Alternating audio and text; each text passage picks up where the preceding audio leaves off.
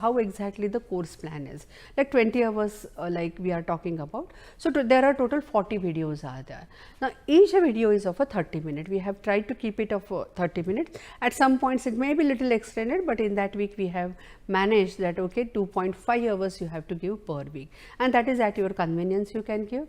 Reading material folder is separately there, so you can just check that reading material access if you are able to do.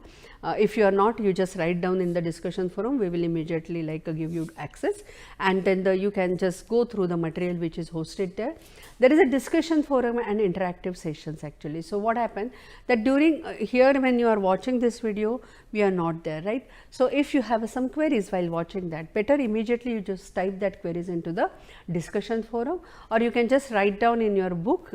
Please keep one notebook obviously while you are completing this book, and write down in the notebook, and whenever our live session is there, you just post that queries for the live session so that we can take that questions and we can